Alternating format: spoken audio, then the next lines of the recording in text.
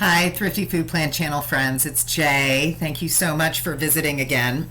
About 2 weeks ago, I posted a notice, kind of a community post on the channel here, just making sure everyone was aware that federal SNAP EBT food stamp benefits are going to decrease in the month of February for most people.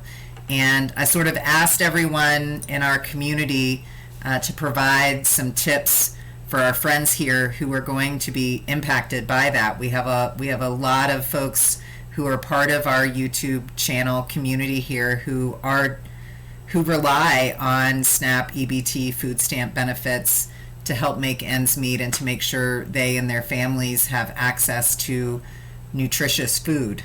And we also have a lot of people on this channel whose dietary needs are really informed by medical issues. We have a lot of folks here who eat in a specific way because they might be diabetic. There's some people like me who are on a whole food plant-based diet on the advice of doctors. Like for me, it's for my liver health, helping my liver heal after years and years of alcohol abuse. It's something my doctor recommended. And then I've also been having some dialogue in the chat with Mimi. Hi, Mimi. And Mimi has been educating me a lot in the comments. Please join us in those conversations. She's been educating me a lot about sort of some of the needs and specific needs of people with autism when it comes to their food diets. And so, helping all of the people who are part of our community who are dependent on food stamp EBT SNAP benefits figure out how to weather this reduction in benefits is very real for people, and it's complicated for many people by real dietary restrictions that they and their loved ones may have. The reductions are going into place really for two reasons. The Biden administration is sort of letting expire a premium that folks had been receiving during the pandemic. And then the other thing that is happening is there also was an adjustment made to Social Security.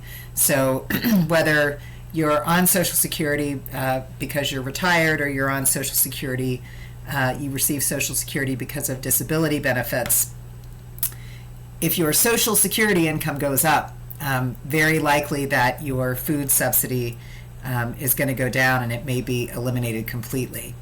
So just want to thank everyone who chimed in on that community post, and I am very excited to share 10 tips that viewers on this channel sent in really to support all of our friends on this channel who are going to have a more difficult time in February and going forward, sort of feeding their families healthy, nutritious foods with fewer benefits to help them along the way. So here are the top tips from the community, and thank you so much for caring for each other during this time. All right, so our channel community has chimed in, and the very first tip that folks shared was along the theme of kind of vary where you shop to get the best deals. And so I may not pronounce all the names right today. If I don't pronounce them correctly, please correct me in the chat. It will help me grow as a human being. So Sujol encouraged us to look at Amazon on some of their SNAP eligible products. Also suggested a place I had never heard of before called Gordon Food Service as a place you might look into for staples if you have them in your area. I'd never heard of it before. Mara recommended looking at a 99-cent store first. I don't actually have 99-cent stores where I live, and I know that they do exist still in places like Las Vegas. I've seen those stores on some of the channels I watch that live in Las Vegas. Obviously, Dollar Tree is $1.25 now, but sometimes good deals at the Dollar Tree. So tip number one from the community here, from one friend to another, is to vary where you shop to get the best deals. Tip number two is to time your shopping trip to get the best deals. Jenny sort of talked about the fact that where she lives, the first hour a store is open is typically when you can find the best discount items. And I know for me, it varies. It can vary by department. So, for example, where I live, the produce deals, discount bins are usually not ready for prime time until about 9 o'clock in the morning. And the like pantry discount bins, all the like prepared foods and spices, those discount bins typically are out by about 10 o'clock. So, do talk to the folks at your grocery store and sort of ask them when the best days and times are. Um, Really, really good tip. If you can get highly discounted items at your grocery, it will save you a ton of money. Thank you, Jenny. Tip number 3 was along the theme of kind of using bulk up strategies.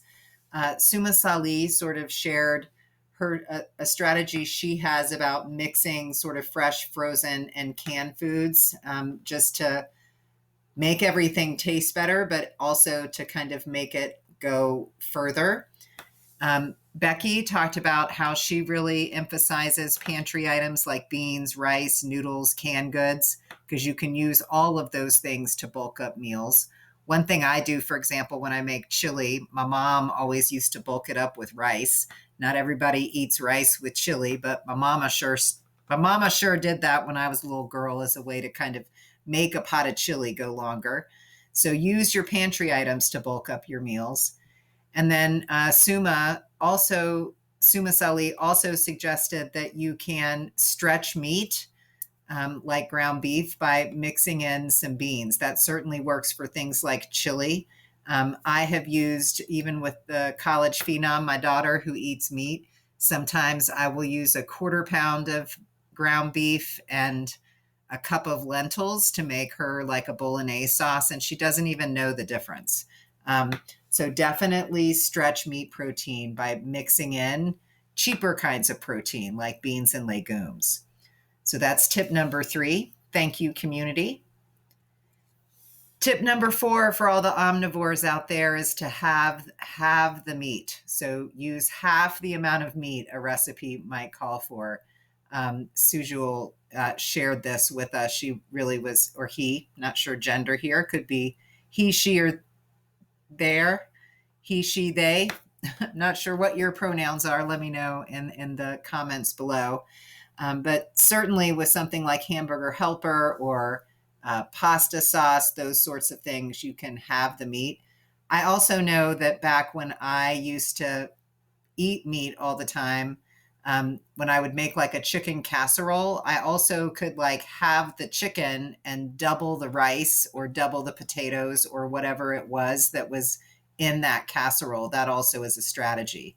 So use half the meat that a recipe calls for and kind of bulk it up with other items.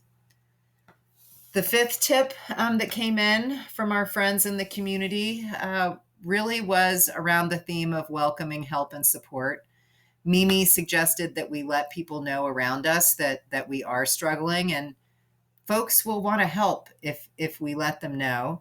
Melissa also reminded us that we can call upon our local food banks. That is what they are for. And Melissa reminded me that in most areas in the U.S., you can call 211 to get a location for the food bank that is nearest you. One tip I would offer from my own lived experience, kind of in this tip area, is if you have school-age children and your children attend public school, it's likely that your public school can connect you with local resources. And I know that the public schools my daughter attended, kindergarten through 12th grade, all of them had Friday food bag programs for families where they actually would send bags of food home with children over the weekend. So do check in with your child's public school if you have children and they attend public school, and see if they offer programs and services or can connect you to programs and services that might be helpful. So these were the 5 tips that kind of came in from the community post that I put up 2 weeks ago.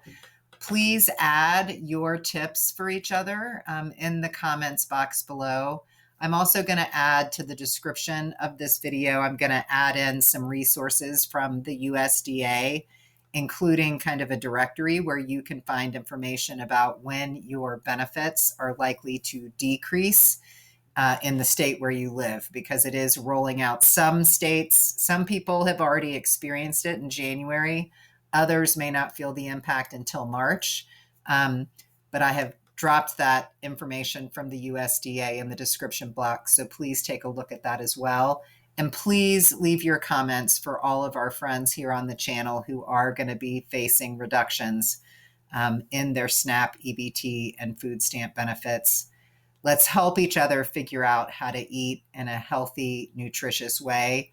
Unfortunately, with additional levels of thriftiness and frugality. Thank you so much for being here. Do come back next Thursday when I'll have another grocery haul and meal plan. But most importantly, please help each other out by sharing your best tips in the comments below. Thanks so much for visiting.